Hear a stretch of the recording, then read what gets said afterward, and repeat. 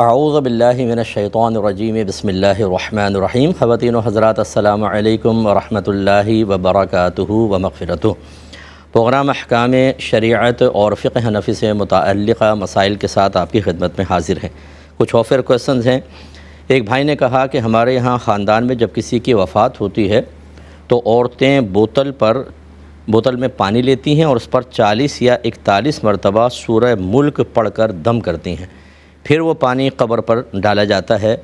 تو یہ کہتے ہیں کہ میں نے منع کیا لیکن نہیں رکیں وہ لوگ، تو کیا ہم پر کوئی وبال ہوگا یا نہیں ہوگا؟ دیکھیں، اس میں روکنے والی کوئی بات نہیں تھی۔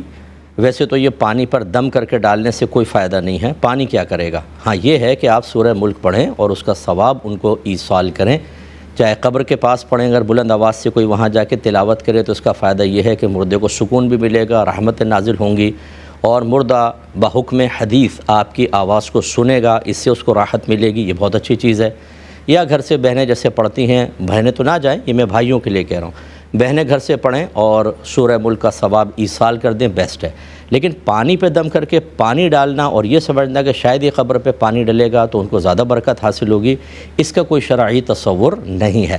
تو ان کو مطلقاً منع نہ کریں، بلکہ صحیح راستے کی طرف آ کر جیسے ہم نے بتایا وہ آپ ہدایت کریں۔ ایک بھائی نے کہا کہ ہمارے یہاں UK میں جب کسی مسلمان کو جیسے چھینک آتی ہے وہ الحمدللہ کہتے ہیں، ہم جواب میں یرحمک اللہ کہتے ہیں، لیکن غیر مسلم کے ہاں رواج یہ ہے کہ جب کوئی ایسا چھینکتا ہے تو سامنے والا کہتا ہے بلیس یو، مطلب وہی ہے کہ اللہ آپ پر رحمت نازل فرمائے، اللہ تبارک و تعالیٰ آپ کو برکت سے نوازے۔ یہ کہتے ہیں کہ کیا ایک مسلمان کافر کے لیے ایسا کہہ سکتا ہے؟ اسی طرح انہیں گڈ مارننگ یا گڈ نائٹ یا ہیو اے گڈ نائٹ وغیرہ ہم کہہ سکتے ہیں کہ نہیں؟ دیکھیں، گڈ مارننگ تو یہ ایک رسمی سا جملہ ہے، اس میں کوئی ایسی دعا شامل نہیں ہے کہ جو کافر کے لیے کوئی بہت ہی مؤثر ہو اور شریعت اس کو ناپسند کرتی ہو۔ ایسے یہ مطلب ہمارے سلام کے جیسے انداز ہوتے ہیں ان کے ہاں اس طریقے سے یہ ہے تو گڈ مارننگ یا گڈ ایوننگ وغیرہ آپ کر سکتے ہیں، یہ مسئلہ نہیں ہے۔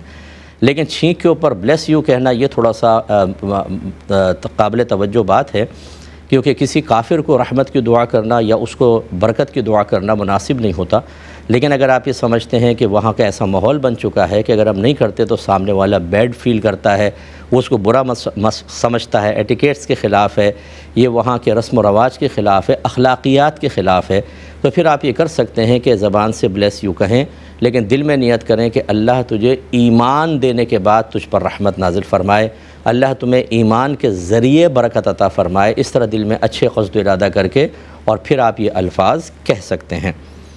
یہ کہتے ہیں کہ کیا مرنے والے کو پہلے سے معلوم ہو جاتا ہے کہ موت قریب آ چکی ہے؟ خواب میں خود کا جنازہ دیکھنا کیا مرنے والوں کے لیے عام سی بات ہوتی ہے؟ یعنی مطلب یہ ہے کہ کیا ان کے لیے یہ انڈیکیشن ہے کہ عنقریب آپ مرنے والے ہیں؟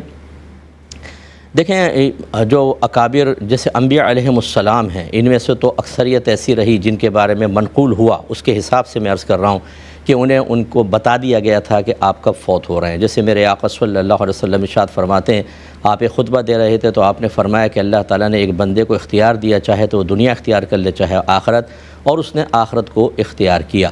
تو صدیق اکبر رضی اللہ تعالیٰ عنہ رونے لگے۔ صحابہ کہتے ہیں ہم نے کہا ہے تو کسی شخص کی بات کر رہے ہیں، آپ کیوں رو رہے ہیں؟ پتہ چلا بعد میں کہ وہ خود نبی کریم صلی اللہ علیہ وسلم ہیں، کچھ عرصے بعد آپ کی وفات ہوئی، تو ہم سمجھ گئے کہ ہم میں سب سے زیادہ مزاج رسول کو سمجھنے والے اور ذہین فطین حضرت صدیق اکبر رضی اللہ تعالیٰ عنہ ہیں۔ ایسے بہت سارے اولیاء سے ثابت ہے کہ انہوں نے پہلے سے بتایا، نبیوں نے بتایا۔ تو غرض ہے کہ اس طرح کے جو اکابرین ہوتے ہیں، ہر ایک کے بارے میں دعویٰ نہیں کر رہا، جن کے بارے میں منقول ہے اس کی روشنی میں کہ ہاں بہت سوں کو بتا دیا جاتا ہے۔ عوام الناس میں ایسی بھی بعض کو اشارے مل جاتے ہیں، لیکن یہ کوئی حتمی دلیل یعنی پرفیکٹ 100% شیورٹی کے ساتھ کوئی دلیل نہیں ہے کہ اگر آپ رات کو سوئے اور خواب میں آپ نے اپنے آپ کو جنازے میں دیکھا یا مرتے ہوئے دیکھا تو ضرور آپ کی موت کا وقت قریب ہے۔ خوابوں کا تو کوئی اعتبار ویسے بھی نہیں ہوتا۔ اسی طرح خوابوں میں یاد رکھیں جو نشانیاں بتائی جاتی ہیں، جو اکابری نے لکھی بھی ہیں، یہ کوئی شیورٹی کے ساتھ نہیں ہوتی، یہ ظنی چیزیں ہوتی ہیں کہ انہوں نے کہ 10-5 لوگ آئے، انہوں نے ایک جیسے خواب سنائے اور اس کی تعبیرات یکساں سے نکلی تو انہوں نے لکھ دی کہ بھئی ایسا ہوگا تو ایسا ہوگا، یہ لیکن یہ کوئی کنفرمیشن نہیں ہوتی ہے، نہ یہ کوئی شیورٹی کے ساتھ، نہ کوئی غیبی خبر ہے کہ 11ویں کے ساتھ بھی ایسی ہوگا اور 10 کے ساتھ ہو گیا ہے، تو اس لیے کوئی گھبرانے کی ضرورت نہیں ہے۔ اگر آپ کو بہرحال موت سے خوف آتا ہے تو بہت بہتر ہے کہ موت کے بعد کے معاملات کو بہتر بنانے کے لیے اچھا طرز عمل اختیار کریں، اس کے لیے آپ نیک اعمال اختیار پہلے علم دین سیکھیں، کم از کم فرض علوم، اس کے تقاضے کے مطابق عمل کریں، کوشش کریں کہ اپنی ذات سے کسی کو جسمانی، مالی یا روحانی تکلیف نہ پہنچائے، پہنچ گئی ہو تو فوراً معافی مانگے، ورنہ پھر آخرت میں معاملہ گڑبڑ ہو سکتا ہے۔ خصوصاً نمازوں کی پابندی رکھیں، اللہ بہتر کرے گا۔ یہ کہتے ہیں کہ ایک بہن نے فرمایا، باہر کے ملک سے، یہ دبئی سے ان کا میسج آیا تھا، یہ کہتی ہے میں نے کلپ میں سنا کہ عورتوں کو بال بنانے کے بعد اپنے بال دبا دینے چاہیے یا کہیں چھپا دینے چاہیے۔ وہ کہتی ہے ہم یہاں دبئی میں رہتے ہیں اور یہ تو بہت ہی مشکل ہے، ہیئر لاس ہمارا بہت زیادہ ہوتا ہے، تو وہ جیسے کچرا گھر میں پڑا اسی میں ڈال دیا، اب ان میں سے وہ بالوں کو چھانٹ کر نکالنا بہت مشکل ہے۔ اسی طریقے سے یہاں دفنانے یا سمندر میں بہانے کی سہولت بھی موجود نہیں ہے، تو شریعت کیا حکم دیتی ہے؟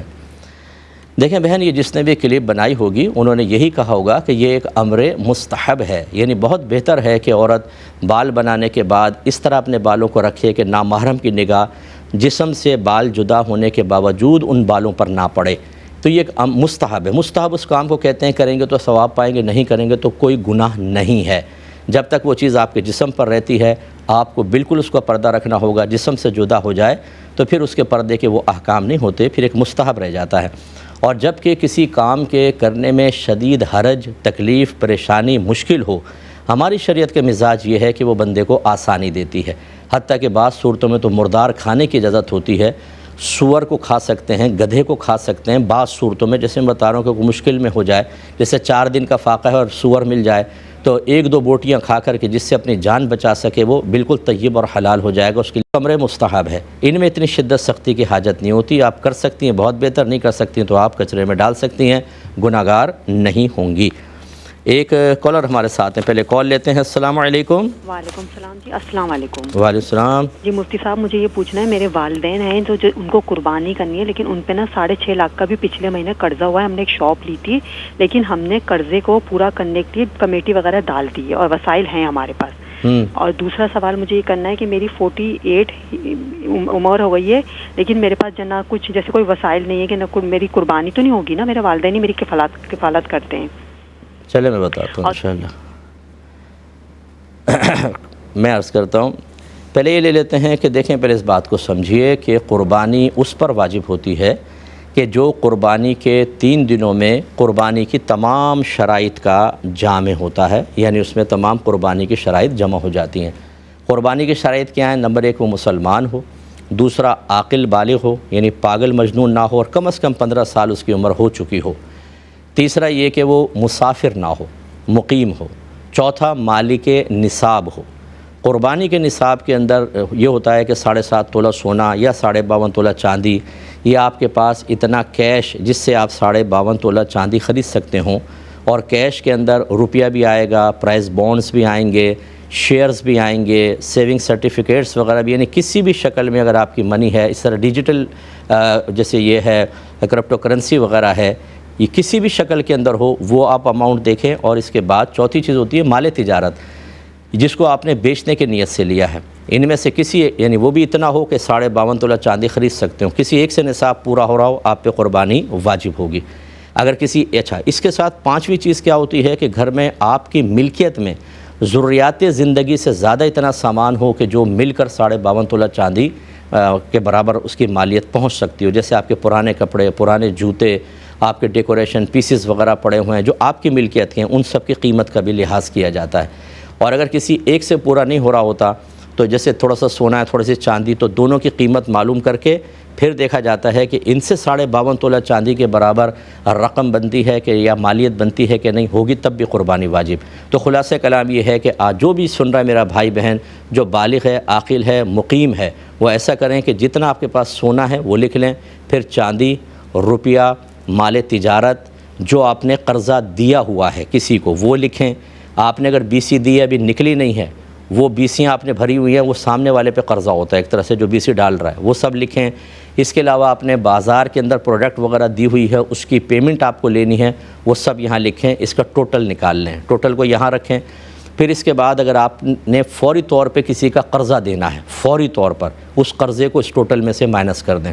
ایسی اگر آپ نے BC پہلے لے لی ہے اور اب آپ BCیاں بھر رہے ہیں تو آپ گویا کہ مقروض ہیں اور آپ قرضہ ادا کر رہے ہیں، لیکن اس میں شرط یہ ہوتی ہے کہ صرف اس ماہ کی BC آپ مائنس کریں گی۔ ایسے آپ نے کوئی پلاٹ وغیرہ لیا ہے اور اس کی انسٹالمنٹ آپ دے رہی ہیں، جیسے آپ نے شاپ کا کہا والدین کے لیے، تو جو اس کرنٹ منتھ کی انسٹالمنٹ ہوگی فقط وہ مائنس کریں گے، پورا قرضہ نہیں، اس میں سے وہ مائنس کر دیں۔ اب آپ دیکھیں گا 52.5 تولہ چاندی کے برابر کم از کم مال بچتا ہے تو اس پہ قربانی واجب، آپ اپنا کریں، والدین اپنا کریں۔ کفالت کا مسئلہ نہیں ہوتا، اگر آپ کے پاس فرض کریں 10 تولہ سونا ہے لیکن آپ کی والدہ، آپ کی والدین آپ کی کفالت کر رہے ہیں، تو کیا مطلب اس کفالت کی وجہ سے آپ بری ذمہ ہوں گے؟ یہ نہیں ہوتا۔ کون کفالت کر رہا ہے کون نہیں، یہ نہیں دیکھا جاتا، اصل یہ دیکھا جاتا ہے کہ ان 3 دنوں میں مالک نصاب کون ہے، اس پہ قربانی واجب ہوتی ہے۔ امید ہے کہ آپ دونوں سوالات کے جوابات میں ایک ساتھ دے دیے ہیں، آپ اس کو سمجھ جائیں گے۔ ایک اور کالر ہے ہمارے ساتھ۔ السلام علیکم۔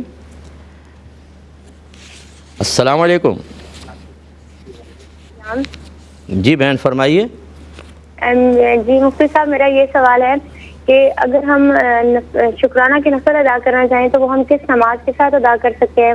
اور دوسرا سوال یہ ہے کہ اگر ہم شکرانہ کی نفل مان چکے ہیں اور وہ ہم دوسری بار دوبارہ اگلی نماز کی دعا میں مانگ رہے ہیں تو کیا ہمیں وہ 2 بار ہی پڑھیں گے یا پھر ایک ہی بار میں کنسیڈر ہوں گے وہ؟ اچھا مجھے بتائیں کہ شکرانے کے نوافل مان لینا، اس کا کیا مطلب ہے آپ کے نزدیک؟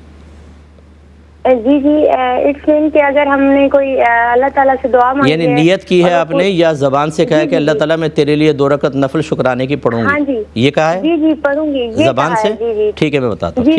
ٹھیک ہے میں بتاتا ہوں۔ ایک اور کالر ہیں۔ السلام علیکم۔ السلام علیکم۔ السلام علیکم بھائی جان۔ چلے شندائن کو اٹھ گئی ہے۔ دیکھیں پہلی بات تو یہ کہ شکرانے کے نوافل صرف مکروہ وقت میں آپ نہیں پڑھ سکتی، جب سورج طلوع ہو رہا ہو، سورج غروب ہو رہا ہو، یا پھر زوال کے وقت۔ سورج طلوع کا مفہوم اس میں کیا ہے کہ جب پہلی کرن نکلے سورج کی، اس کے بعد سے 20 منٹ تک کوئی نماز نہیں پڑھ سکتے، اس میں آپ نہیں پڑھیں گی۔ اسی طرح عصر کا جو لاسٹ ٹائم ہے، بالکل آپ دیکھیں کیلنڈر میں لاسٹ ٹائم، اس سے 20 منٹس پہلے، یہ بھی مکروہ وقت ہوتا ہے، اس میں بھی آپ نہیں پڑھ سکتی۔ اور عین زوال کا وقت، یہ کیلنڈر میں آپ دیکھیں گے لکھا ہوگا زوال آفتاب یا ضحوہ کبریٰ، یہاں سے زوال کا وقت شروع ہوتا ہے اور اگلے خانے میں لکھا ہوتا ہے نماز ظہر، ٹھیک ہے۔ یہ جو بیچ میں اس کا وقت ہے، یہ کبھی 1.25 گھنٹے بھی ہوتا ہے، 45 منٹ 40 منٹ، اس میں شکرانے کے نفل آپ نہیں پڑھ سکتی۔ باقی آپ کسی بھی نماز کے ساتھ پڑھنا چاہیں، فجر سے، فجر کے اندر یہ خیال کریے گا کہ فجر کا جب وقت شروع ہو جاتا ہے تو طلوع آفتاب تک آپ نوافل نہیں پڑھ سکتی، اس سے پہلے پڑھ لیں، ورنہ ظہر کے اندر آپ پڑھ سکتی ہیں، عصر سے پہلے، عصر کے فرضوں سے پہلے پڑھ سکتی ہیں، مغرب میں آپ عشاء تک پڑھ سکتی ہیں، اور عشاء میں پوری رات میں جب چاہیں آپ پڑھ سکتی ہیں، اس کی اجازت ہوتی ہے۔ ایک مختصر سا بریک لیں گے، آپ کے دوسرے سوال کا جواب دیتا ہوں بریک سے آنے کے بعد۔ بسم اللہ الرحمن الرحیم۔ پہلے ہم 2 کالز لیتے ہیں، پھر بہن کے سوال کا جواب دیں گے۔ السلام علیکم۔ وعلیکم السلام۔ جی بھائی۔ وہ مفتی، میں نے آپ سے پچھلے ہفتے سوال کیا تھا کہ ایک امام صاحب تھے، ان کا نا کافی ٹائم پہلے ایکسیڈنٹ، چلے میں بتاتا ہوں، وہ میں بتاتا ہوں، ٹھیک ہے، دوسرا کر لیں آپ۔ اور ان کے نائب امام ہیں وہ۔ جی نائب امام کا کیا ہوا؟ شاید بھائی میں معذرت چاہتا ہوں، لائن آپ کی شاید ڈراپ ہو گئی ہے۔ دوسری کال لیتے ہیں۔ السلام علیکم۔ ہیلو، وعلیکم السلام۔ مفتی صاحب کیسے ہیں آپ؟ جی اللہ کا بڑا کرم۔ جی مجھے یہ پوچھنا تھا کہ کوئی اگر یہ وصیت کرے کہ مجھے فلاں جگہ دفنا دیا جائے تو کیا یہ کرنا، وصیت کرنا جائز؟ وصیت کیا پوری کی جائے گی، یا یہ کہہ دے کہ میری جو پیسے وغیرہ ہیں تو میرے بعد از مرگ ان پیسوں سے وہاں جگہ لے کر مجھے وہاں دفنایا جائے، تو یہ کرنا صحیح ہے؟ اور دوسرا سوال یہ ہے کہ جن لوگوں سے ہم دنیا میں ہیں، مطلب رشتے تو نہیں ہیں لیکن کوئی کسی سے ملاقات ہوتی ہے دنیا میں کہیں کہاں کسی طرح، تو کیا وہ آخرت میں بھی ملیں گے یا صرف رشتے دار ہی ملیں گے؟ کون سے رشتے ملیں گے آخرت میں اور کون سے نہیں ملیں گے؟ ٹھیک ہے میں بتاتا ہوں۔ ہماری بہن کو ایک دفعہ خلاصہ میں ذکر کر دیتا ہوں، جنہوں نے پوچھا تھا کہ شکرانے کی نماز نفل کون سے نماز کے ساتھ پڑھیں، تو خلاصہ آپ کا یہ ہے کہ آپ ظہر کے ساتھ پڑھ لیں، مغرب کے ساتھ پڑھ لیں، عشاء کے ساتھ، اس میں آپ کے لیے بہت ہی آسانی ہے، کوئی آپ کو احتیاط نہیں کرنی پڑے گی۔ دوسرا آپ نے کویسچن کیا تھا کہ ہم نے ایک نماز میں مثلا دعا مانگتے ہوئے، اس کو منت ماننا کہتے ہیں، کہ آپ نے اللہ سے وعدہ کر لیا کہ اللہ تعالیٰ میں 2 نفل شکرانے کی ادا کروں گی، جیسے آپ الفاظ ادا کریں گے آپ کے کان نے سنے، یہ نماز آپ پر واجب ہو گئی۔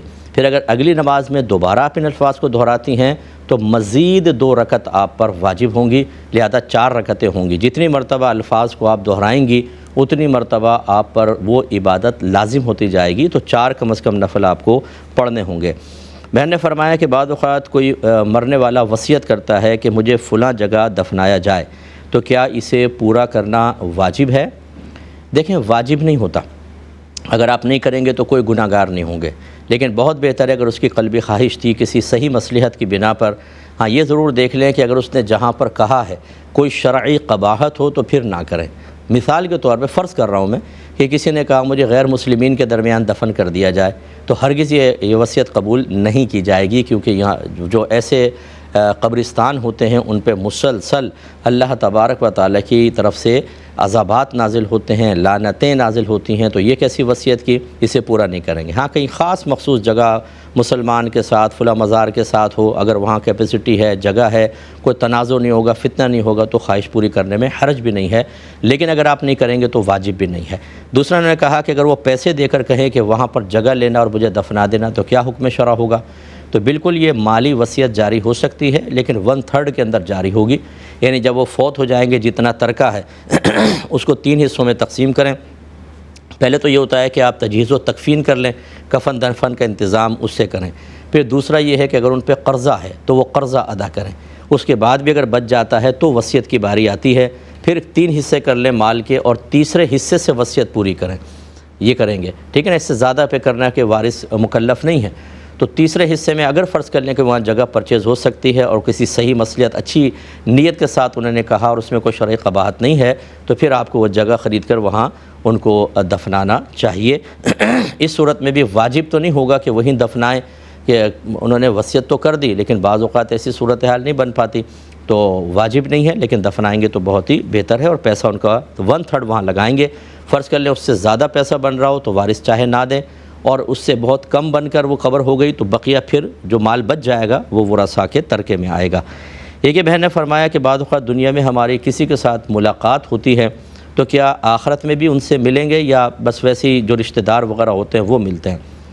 دیکھیں، پاسبل ہے کہ اللہ تبارک و تعالیٰ ملا دے، لیکن یہ ضرور ہوتا ہے کہ دنیا میں جس سے محبت کرتا ہے انسان، محبت سے مراد پاکیزہ محبت کی بات میں عرض کر رہا ہوں، کیونکہ نبی کریم صلی اللہ علیہ وسلم نے ارشاد فرمایا، کسی نے پوچھا یا رسول اللہ اگر کوئی دنیا میں کسی سے محبت رکھتا ہے اور وہ اللہ کی رضا کی خاطر ہی مراد تھی تو کیا آخرت میں ملاقات ہوگی؟ نبی کریم صلی اللہ علیہ وسلم نے فرمایا کہ ہاں، ان دونوں کو اللہ تبارک و تعالیٰ آخرت میں ملا دے گا، لیکن یہ وہی مطلب کوئی ناپاک تصور نہ لیا جائے کہ ایک لڑکا ہے وہ کسی انگریز لڑکی سے محبت کرتا ہے تو جی اب ہم دونوں کو ملا دیا جائے گا آخرت میں۔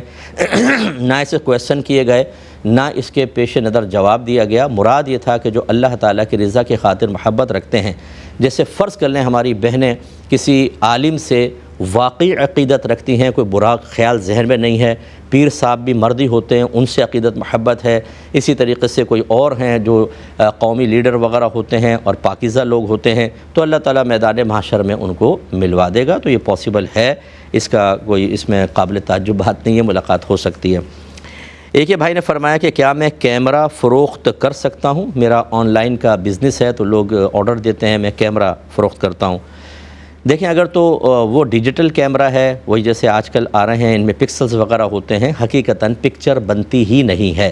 جب تصویر بنتی ہی نہیں ہے تو پھر ایسے کیمرے کی سیل پرچیز بالکل جائز ہے، بلکہ اگر پہلے والے کیمرے ہوتے کہ جن میں باقاعدہ ریل ڈلتی تھی اور نیگیٹو کے اوپر پہلے اثر آتا تھا، پھر اس کا پازیٹیو نکالتے تھے، تو وہ بھی کیمرہ بیچنا آپ کا جائز تھا اس زمانے میں بھی، وہ کوئی مس یوز کرے گا یہ اس کا وبال تھا، لیکن اب تو سب ڈیجیٹل آ رہا ہے اور اس میں حقیقتاً پکچر بنتی ہی نہیں ہے، اگرچہ بہت ہی مائنورٹی only 2%, 3% ابھی بھی علماء بعض ایسے ہیں جو موبائل یا مطلب ایسے ڈیجیٹل کیمرے کی پک کو پکچر ہی کہتے ہیں کہ تصویر ہے اور بنانے سے گناہ گار ہوں گے، لیکن میری جو ہماری مطلب مشاہدہ ہے، ہم لوگ اسی فیلڈ کے لوگ ہیں، 95 to 97% ورلڈ کے علماء اس پر متفق ہیں کہ تصویر نہیں بنتی تو جائز ہے، اور ہمیشہ یاد رکھیں کہ اختلافی مسئلے میں میجورٹی کا اعتبار ہوتا ہے، لہٰذا آپ کا یہ پکچر بنانا بھی جائز، اس کیمرے کو سیل کرنا، اس کو خریدنا اور یوز کرنا سب کا سب بالکل جائز ہوگا۔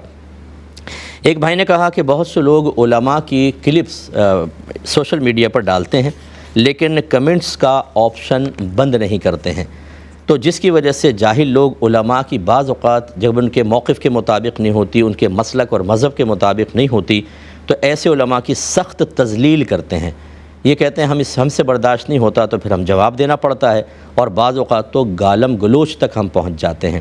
تو آپ لوگوں سے گزارش کریں کہ جب وہ اس طرح کی کوئی کلپ ڈالیں تو کمنٹس کا آپشن بالکل بند کر دیا کریں، یہ اچھا ہے۔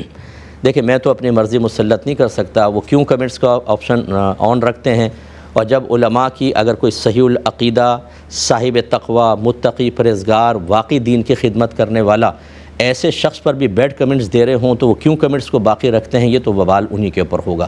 لیکن یہ ضرور ہے جتنے مجھے سن رہے ہیں کہ اگر آپ ان کمنٹس کو ریموو نہیں کرتے، یا ایسی صورت میں جب کہ بدتمیزیاں ہوتی ہیں کمنٹس آپشن بند نہیں کرتے، تو آپ کو میدان محشر میں اس کا جواب ضرور دینا ہوگا، کیونکہ آپ ایک کلپ ڈالنے کے بعد جب تذلیل علماء دیکھ رہے ہیں تو کیوں اس کو ختم کرنے کے لیے کوشش نہیں کرتے ہیں۔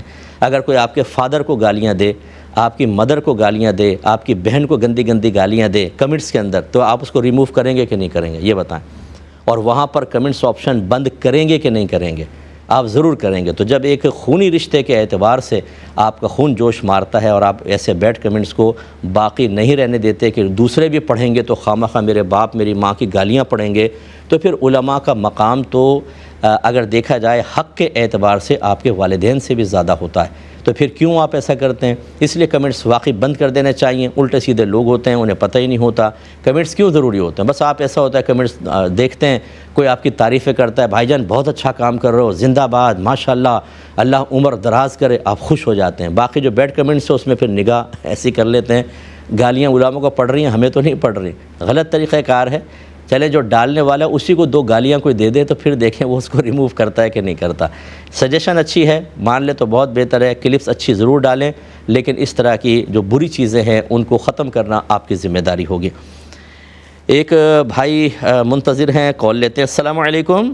جی وعلیکم السلام۔ بہن ہے میرا ہماری۔ سوال یہ ہے کہ جب ہم عمرہ پہ جا رہے تھے نا تو کسی نے احد مٹی کی پہاڑ مانگی تھی نا کہ اس سے وہ مٹی لے آئے، تو ہم لے آئے، تو اس طرح ہم گناہگار تو نہیں ہوں گے؟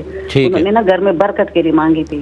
تو دوسرا سوال یہ ہے کہ ہم جب ہمارے علاقے میں یہ رواج ہے کہ جب مطلب نہ محرم آپس میں ملتے ہیں، جیسے دیور جیٹ، تو وہ پھر آپس میں ہاتھ ملاتے ایک دوسرے کو، اگر نہ ملیں تو ناراض ہوتے ہیں۔ یعنی خواتین بھی ملاتی ہیں ان سے یوں؟ تو کیا دوپٹے میں ہاتھ رکھ کے اسے ملایا جا سکتا ہے، کیونکہ آگے پھر وہ ناراض ہوتے ہیں؟ ٹھیک ہے، ٹھیک ہے، میں عرض کرتا ہوں۔ ایک اور کالر ہیں۔ السلام علیکم۔ ہو جاتا ہے قدرتی طور پہ، تو اس کے بارے میں ذرا دوبارہ کہیے گا بھائی جان، دوبارہ کہیے گا۔ اب آپ آن ایئر ہیں، آپ مجھ سے بات کر رہے ہیں، دوبارہ سوال دہرا دیجیے۔ جی میں یہ کہہ رہا ہوں کہ اگر دوران حج اگر مرد یا عورت کا کوئی قدرتی طور پہ نجاست والا عمل ہو جاتا ہے تو اس میں پھر کیا شرعی حکم ہوتا ہے؟ یعنی کوئی پیشاب وغیرہ لیک ہو جائے، ایسا کوئی یوں؟ ہاں، پیشاب وغیرہ لیک ہو جائے، یا کوئی جیسے عورتوں کے معاملات ہوتے ہیں وہ کچھ اس طرح کے ہو جائیں، مطلب حیض وغیرہ جاری ہو جائے یوں؟ جی جی جی جی ٹھیک ہے، ٹھیک ہے، ہم کھل کے بولتے ہیں، آپ کوئی مسئلہ نہیں ہے، ٹھیک ہے، میں بتاتا ہوں انشاءاللہ۔ ٹھیک ہے، عرض کرتا ہوں۔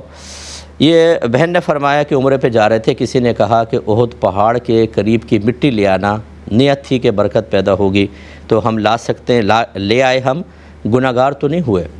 دیکھیں بالکل گناہگار نہیں ہوئے۔ ہاں اگر قانونی اعتبار سے وہاں پر منع کیا جائے، جیسے بعض اوقات ایسا ہوتا ہے آپ کچھ کرتے ہیں تو شرطے آ جاتے ہیں، تو اس طرح اپنے آپ کو خواہ ذلت پر پیش کرنا کہ وہ برا بھلا کہیں، آپ کو پکڑ کر لے جائیں، یہ کام جائز نہیں ہوتا۔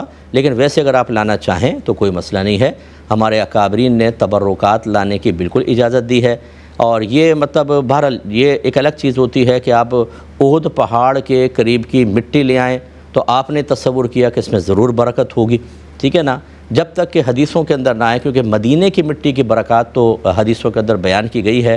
بہرحال آپ احد پہاڑ کے قرب کی وجہ سے اپنے حسن ظن کی بنا پر سمجھتے ہیں کہ اس میں برکت ہوگی تو لانے میں کوئی حرج نہیں ہے، لا سکتے ہیں، آپ گناہگار بالکل نہیں ہوں گے۔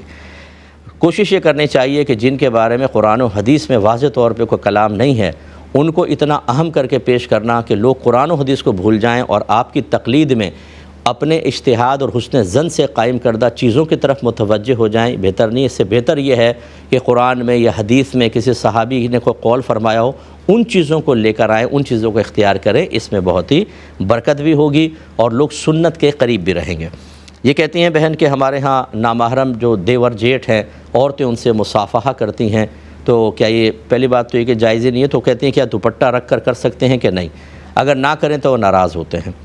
دیکھیں میں نے کچھ عرصے پہلے ایک کویسچن ہوا تھا کہ وہ بہنوں کے سر پہ یا ایسا ہاتھ رکھتے ہیں، تو میں نے کہا کوئی موٹی چادر یا ایسا چیز کہ درمیان میں حائل ہو جائے، اس کی تو گنجائش نکل سکتی ہے کہ چلیں ہمارے ہاں بہت رواج ہے سر پہ ہاتھ رکھنے کا، لیکن مصافحہ کرنا یہ بالکل ایک جوان عورت کا مرد کے ساتھ حرام اور گناہ کبیرہ ہے، ٹچ کرنا بالکل غلط ہے، ایسا ہرگز نہیں ہوگا۔ سامنے والا ناراض ہوتا ہو تو ہونے دے، وہ اللہ اور رسول کی بات سن کر ناراض ہو کر اپنے ایمان کو داؤ پر لگائے، اور ہم اس کے ایمان کے داؤ پر لگنے کو مزید لگانے کے لیے دوپٹے وپٹے ڈال کر اور ہاتھ ضرور ملائیں، یہ بالکل صحیح نہیں ہے۔ ان کو اسٹرکٹلی بولیں کہ یہ بالکل غلط ہے۔ اگر گھر میں رواج قائم ہوا ہے، ہمارے بڑے کر کے چلے گئے، بدعت ایجاد کر کے چلے گئے اور اپنے لیے گناہ جاریہ کر کے چلے گئے، تو کیا خیال ہے ہمیں اپنے بڑوں کو عذابات قبر، عذابات جہنم اور میدان محشر کی ذلت سے بچانا چاہیے کہ نہیں؟ سب بیٹھ کے ایک دفعہ فیصلہ کریں۔ سب کہیں گے ہاں بچانا چاہیے، تو بس یہ گندی جو بدعت ہے اس کو ختم کریں۔ یہ بدعت سیئہ ہے، اور یہ اس حدیث کے تحت ہے کہ کل بدعت ضلالہ و کل ضلالۃ فی النار، ہر بدعت گمراہی ہے، ہر گمراہی جہنم میں لے جانے والی ہے۔ اب جہنم میں لے جانے والے عمل کے سلسلے میں ان کی رعایت کرنا، میرے آقا صلی اللہ علیہ وسلم نے واضح طور پہ فرمایا کہ اللہ تبارک و تعالیٰ کی نافرمانی میں کسی مخلوق کی اطاعت جائز نہیں۔ اور ہمارے اکابرین کہتے ہیں اگر یہ جو مخلوق میں فرض کر لیں والدین بھی ہوں اور وہ خلاف شرع حکم دے رہے ہوں، تو اولاد کو واجب ہے، فرض ہے کہ اپنے والدین کا حکم بھی نہ مانے، بالکل گناہ گار نہیں ہوں گے۔ اور اگر وہ کہتے ہیں ہماری دل آزاری ہوئی تو ہونے دیں، التفات نہ کریں، کیونکہ آپ خلاف شرع حکم دے رہے ہیں۔ یہاں تو دیور جیٹ کا مسئلہ ہے، ہمت کریں، اس سنت کی بنیاد آپ رکھ دیں۔ آپ منع کریں کہ بھئی بالکل غلط ہے، میرا کلپ سنائیں، اس کو نکال کر کلپ ان کو سنائیں کہ آپ اپنی آخرت کو برباد نہ کریں۔ اب جو بڑے موجود ہیں انہیں چاہیے کہ اپنے گھر سے ان خرافات کو نکال کر اپنے بچوں کے اندر اس بدعت کا وائرس چھوڑ کر نہ جائیں، ورنہ یہ آپ کے لیے بھی گناہ جاریہ ہوگا۔ اتنا بڑا وبال لے کر آخرت میں آپ آئیں گے کہ تصور نہیں کر سکتے۔ اللہ تعالی ہمیں سمجھنے کی توفیق عطا فرمائے۔ ایک مختصر بریک لیں گے، بھائی کے سوال کا جواب دیتے ہیں انشاءاللہ بریک کے بعد۔ بسم اللہ الرحمن الرحیم۔ بھائی نے پوچھا تھا کہ دوران حج اگر کسی خاتون کے ایام اسٹارٹ ہو جاتے ہیں تو کیا حکم شرع ہوگا؟ دیکھیں، اگر وہ حج تمتع کر رہی ہیں، فرض کر لیں کہ وہ مکہ پہنچتی ہیں اور ایام شروع ہو جاتے ہیں، تو حج تمتع میں پہلے عمرہ کرتے ہیں، عمرہ کرنے کے بعد حلق کروایا جاتا ہے، پھر 8 ذوالحجہ کو دوبارہ حج کا احرام پہنتے ہیں۔ تو یہ بہن عمرہ نہ کریں، اپنے ایام کو گزاریں ایسے ہی۔ اگر ایام پورے ہو جاتے ہیں، اس کے بعد پہلے یہ حج کا احرام پہن کر حج کے تمام ارکان ادا کر لیں اور آخر میں عمرہ ادا کر لیں، ہو جائے گا۔ دوسری صورتحال یہ ہے کہ یہ گئیں، عمرہ کیا، اس وقت حیض سٹارٹ نہیں ہوا، لیکن حج کا احرام پہنا تب سٹارٹ ہو گیا، تو اس میں دیکھیں منیٰ کا 8 ذوالحجہ میں 5 نمازیں منیٰ میں پڑھتے ہیں۔ وہاں ان کو ایام کے کوئی ایسی چیز نہیں ہے کہ ادا کرنا تھا، وقت گزر جائے تو ایام کی وجہ سے کوئی دم وغیرہ لازم ہو۔ نماز ویسی عورتوں پہ معاف ہوتی ہے، روزہ بھی معاف ہوتا ہے، بعد میں اس کی قضا کرنی ہوتی ہے، نماز کی تو قضا بھی نہیں ہے۔ یعنی یہ پورا دن وہاں پہ آرام سے ایسے گزاریں، کوئی مسئلہ نہیں ہے۔ پھر یہ عرفات جائیں گی، وہاں بھی طہارت شرط نہیں ہے۔ پھر یہ 10 ذوالحجہ، پھر مزدلفہ آئیں گی رات کو، 10 کی رات کو، یعنی 9 کا دن گزار کے 10 کی رات کو آئیں گی، وہاں پہ بھی ضروری نہیں ہے۔ پھر کنکری مارنے کے لیے بھی ضروری نہیں ہے، قربانی کرنے کے لیے ضروری نہیں ہے، حلق کروانے کے لیے ضروری نہیں ہے۔ ہاں، اب یہ ہے کہ طواف الزیارہ کرنا ہے، جس کے لیے یقیناً پاکی ضروری ہے، لیکن میرا گمان ہے کہ اتنے دن میں شاید حیض ختم ہو جائے، ورنہ 10 کو طواف الزیارہ نہ کریں، 11 کو نہ کریں، 12 تک انتظار کر لیں۔ اگر یہ ختم ہو جاتے ہیں تو پاک ہو کے غسل کر کے 12 کے غروب آفتاب سے پہلے یہ جا کے طواف الزیارہ کر لیں، کوئی مسئلہ نہیں ہوگا۔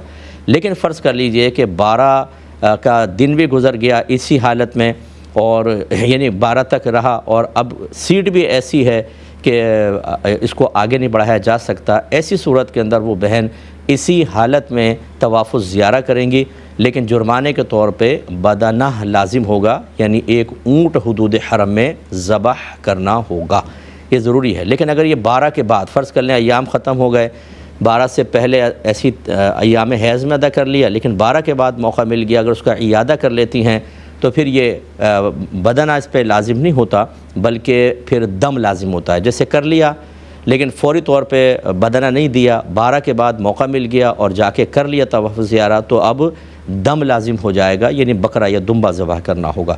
تو یہ طویل جواب ہوتے ہیں، بہرحال یہ کوئی بھی اچھی حج کی کتاب لے لیں، میری لے لیں حج کی کتاب اور عمرہ، پورا اس میں طریقے وغیرہ سب لکھے ہوتے ہیں، تو یہ آپ سیکھ لیں، بہت بہتر ہے۔ اور جو بھی حج پر عمرے پہ بہن جانے لگیں، خدا را پہلے یہ تمام مسائل سیکھ کر جائیں۔ ہمیں یہ تو ہوتا ہے کہ یہ بھی رکھ لو، وہ بھی رکھ لو، یہ بھی کام آئے گا، وہ بھی کام آئے گا، چھتری بھی رکھ لو اور اسپرے بھی رکھ لو، سارا کچھ۔ دینی معاملات میں بالکل کچھ سیکھتے نہیں ہیں، وہاں جانے کے بعد پریشان ہوتے ہیں اور سب کو پریشان کرتے بھی ہیں بعض اوقات۔ یہ کوئی آدمی رات کو 2:30 بجے سو رہا ہے، اس کو وہاں فون کر رہے ہیں اور دیگر معاملات۔ چلیں ٹھیک ہے، آپ نے پوچھا، بہت اچھی بات ہے، یعنی جو ایسی بہنیں وہاں جا کر اس طرح پوچھیں تب بھی اچھی بات ہے، لیکن پہلی تیاری کرنا یہ آپ پر لازم ہے۔ اس لیے جو بہنیں جائیں سب سے پہلے ان تمام ایام کے معاملات اچھی طرح سمجھ کر جائیں کہ اگر کسی دن بھی مجھے سٹارٹ ہو جاتا ہے تو میں باقی ارکان کس طریقے سے ادا کروں گی۔ ایک بھائی نے کویسچن کیا تھا کہ کیا جادو کے اثر میں کوئی اپنا اور دوسرے کا نقصان کر دے تو کیا حکم شرع ہوگا؟ ایسی کسی نے نیند میں کسی کو قتل کر دیا تو کیا شرعی حکم ہوگا؟ دیکھیں، پہلی بات تو یہ کہ واقعی جادو کا اثر ہے یا نہیں کیسے پتہ چلے گا؟ ہم جادو کے منکر نہیں ہیں، میں جادو کو ایکسیپٹ کرتا ہوں، مانتا ہوں، لیکن جب ایک عامل آپ سے کہتا ہے، کوئی شخص آپ سے کہتا ہے کہ آپ پر جادو ہے تو کیا کنفرمیشن ہے؟ کیا وہ غیب جانتا ہے؟ لازم بات ہے کہ نہیں۔ اور وہ بھی یہ دعویٰ نہیں کرتے کہ ہم غیب جان کر ایسا کر رہے ہیں، وہ کہتے ہیں کہ ہمارے جو ہم ذائچہ بناتے ہیں یا جو ہمارا طریقہ کار ہے، جو علامات ہیں، نشانیاں ہیں، اس کی روشنی میں ظنی اعتبار سے، قطعی نہیں، 100% شیورٹی کے ساتھ نہیں، ظنی اعتبار سے ہمیں لگتا ہے کہ آپ پر جادو کیا گیا ہے۔ تو اب جب یہ کنفرمیشن ہی نہیں ہے، اب کوئی اسی کے اندر جا کے کسی کا چھرا گھونپ دے اور کہے مجھ پر تو جادو کا اثر تھا، بیوی کا سر پھاڑ دے اور کہے جادو کا اثر تھا، اس کا مطلب ہے آپ جو بہانہ بنانا چاہے بنا لے۔ تو اگر واقعی جادو کے اثر کے تحت اس نے کیا تو اللہ کی بارگاہ میں اس کو نجات ملے گی میدان محشر میں، لیکن دنیاوی قانون کے اعتبار سے بالکل رعایت نہیں ملے گی، کیونکہ جادو کا اثر کوئی ظاہری شے نہیں ہوتی ہے کہ جس کو بنیاد بنا جائے، اور شریعت ظاہر کا اعتبار کرتی ہے، لہذا اگر اس نے قتل کیا تو اس کو بالکل قتل کیا جائے گا، وہ یا دیت وغیرہ ہوگی، اگر ورثہ راضی ہو گئے تو مال کے بدلے میں مال لیا جائے گا مقتول کے بدلے میں، لیکن معاف نہیں ہوگا، یہ ذہن میں رکھیں۔ اسی طرح نیند میں قتل کرنا، ہاں نیند میں قتل سے گناہگار تو نہیں ہوگا، لیکن بہرحال کوئی ملکی قانون کے مطابق فیصلہ ضرور کیا جائے گا کہ بعض اوقات نیند میں لوگ چل لیتے ہیں، لیکن یہ کہ چاقو لے کر اور باقاعدہ وار کرنا، سامنے والا ڈیفینس کر رہا ہے اور پوری طاقت سے گھسیڑ دیا اس کے، یہ بھائی نیند کہاں کب کھلے گی تمہاری؟ اور گن چلائی تو سو رہا ہے، گن چلا رہا ہے، ڈش ڈش ڈش، ارے یہ کیسے ہو سکتا ہے؟ ایک شور شرابہ ہوگا، خود اس کی آنکھ کیوں نہیں کھلی؟ بہانے کر رہا ہوگا، آنکھیں بند کر کے گولی مار کے میں نیند میں تھا، یہ بھی نہیں بچے گا۔ ظاہر شرع کے مطابق اور ظاہری قانون کے مطابق کسی کو قتل کرنے کا وبال بالکل اس کے سر پر ہوگا۔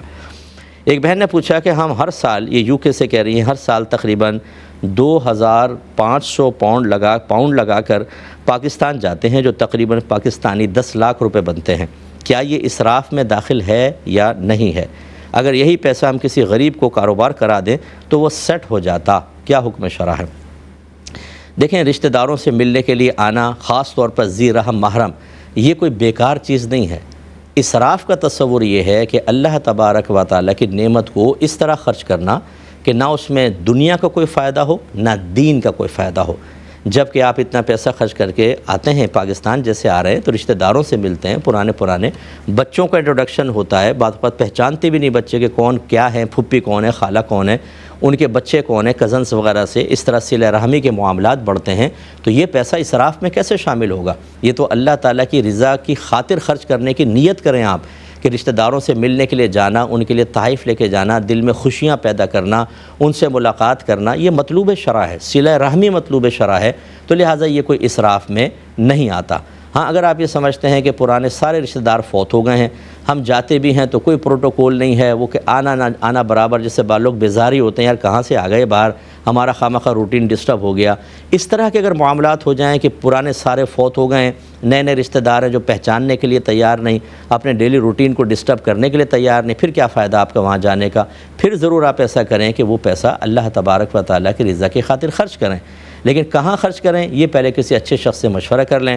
آپ نے غریب کے کاروبار کا کہا، غریب کو کاروبار کروا دیا 10 لاکھ کا، کیا وہ غریب وہ کاروبار کرنے جانتا بھی نہیں جانتا؟ کیا اس 10 لاکھ کو وہ صحیح استعمال کر کے ہمیشہ کے لیے اپنی تنگ دستی کو دور کر لے گا کہ نہیں کر لے گا؟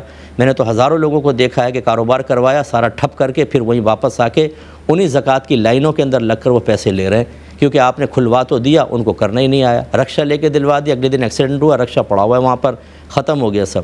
کوشش یہ کریں کہ ایسی جگہ خرچ کریں، آپ دینا چاہیں تو میں آپ کو منع بھی نہیں کر رہا ہوں، جہاں آپ کے لیے بہت ہی بڑا ثواب جاریہ ہو اور قیامت تک آپ کا ثواب چلتا رہے۔ جن کو آپ فائدہ پہنچاتے ہیں، جیسے آپ مریں گے شاید یہ دعا بھی نہیں کریں گے، اور آپ کی جگہ دوسرے فائدے پہنچانے والے مل گئے تو آپ کو بھول کر ان کی طرف متوجہ ہو جائیں گے. ایسی جگہ اپنا پیسہ نہ لگائیں تو بیسٹ ہے، ورنہ آپ کی مرضی ہے. بہن فرماتی ہیں کہ 13 کو اگر پیریڈ اسٹارٹ ہوئے تو 10واں دن 22 کو ہوگا یا 23 کو ہوگا. دیکھیں اس میں تفصیل ہے، لیکن آسان سا اصول یہ ہے کہ اگر عین طلوع آفتاب پر حیض شروع ہوا یا عین غروب آفتاب پر، تو آپ کا ایک دن اور ایک رات عین طلوع آفتاب اور عین غروب آفتاب پر ہوگا. مطلب طلوع آفتاب پہ سٹارٹ ہوا تو اگلا جب طلوع آفتاب ہوگا تو یہ ایک دن ہوگا، پھر اس سے اگلا طلوع آفتاب 2 دن، پھر اس سے اگلا طلوع آفتاب 3 دن. اس طرح آپ کر کے دیکھ لیں کون سی تاریخ کو پہنچ رہا ہے. یہی غروب آفتاب کا مسئلہ ہوتا ہے.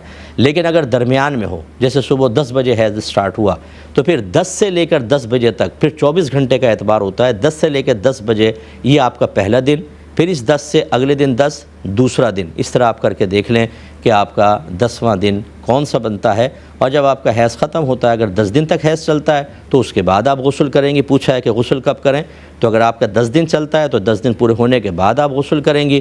اور فرض کر لیں آپ کی عادت معروفہ ہے، مثال کے طور پہ 6 دن آپ کو حیض آتا ہے، اب 7واں دن بھی آگے بڑھ گیا، 8 9 10 یہاں تک پہنچا تو ہم کہیں گے عادت بدل گئی، یہ تو ٹھیک ہے. لیکن اگر 11 پہ چلا گیا تو پھر یاد رکھیں کہ یہ 6 دن تو حیض کے شمار ہوں گے اور باقی سب استحاضہ یعنی بیماری کا خون ہوگا. اب آپ غسل کریں اور ان تمام 6 سے بعد کے دنوں کی نمازوں کی قضا بھی روزے اگر ہیں تو روزوں کی قضا آپ ادا کریں گی. نماز تو معاف ہوتی یہ چونکہ استحاضہ ہے، نماز کا بھی آپ ادا کریں گی اور روزے بھی اگر چل رہے ہیں رمضان کے تو روزوں کی بھی قضا کریں گی. خلاصہ یہ ہوتا ہے کہ جب کسی عورت کی عادت معروف ہو اور حیض 10 دن کو کراس کر جائے تو عورت کو عادت معروفہ پر لوٹاتے ہیں. مراد یہ کہ اتنے دن حیض شمار ہوتے ہیں، باقی سب بیماری کا خون کہلاتا ہے اور اس میں نماز روزہ معاف نہیں ہوتا. لیکن ایک عورت چونکہ اس کو پتہ نہیں تھا، 7ویں دن آیا، اس نے سوچا شاید حیض آگے بڑھ گیا ہے تو اس لیے وہ نماز بھی چھوڑ دے گی، روزہ بھی چھوڑ دے گی. لیکن 10 کے بعد جب کراس کرے گا تو اس کو پتہ چل جائے گا کہ 6 دن حیض تھے، باقی سب بیماری کا خون تھا جس میں نماز بھی پڑھنی تھی، روزہ بھی رکھنا تھا. لیکن چونکہ ان کو پتہ نہیں تھا، یہ حیض سمجھی تھی، گناہگار نہیں ہوں گی، لیکن بہرحال ان کی قضا بعد میں کرنی ہوگی. اور بھی اس کے بہت سارے احکام ہوتے ہیں، اس جگہ سارے احکام بیان کر نہیں سکتا. میں تمام اپنی بہنوں سے انتہائی مؤدبانہ گزارش کرتا ہوں کہ آپ میری کتاب طہارت کے مسائل اور احکام لے لیں. بہت ہی بیسٹ بک ہے. اس سلسلے میں میں نے بہت ہی عام فہم طریقے سے مسائل کو جمع کیا ہے، فائدہ دے گی. پروگرام کا وقت ختم ہو رہا ہے. انشاءاللہ کل 8 بجے دوبارہ آپ سے ملاقات کا شرف حاصل ہوگا. آپ ہمارے لیے دعا کریں، ہم آپ کے لیے دعا گو ہیں کہ اللہ تعالیٰ آپ کو دین کے معاملے میں ایسا خود کفیل کر دے کہ آپ کبھی کسی کے مسئلے پوچھنے کے سلسلے میں کسی کے محتاج نہ رہیں. آمین. وآخر دعوانا ان الحمد للہ رب العالمین.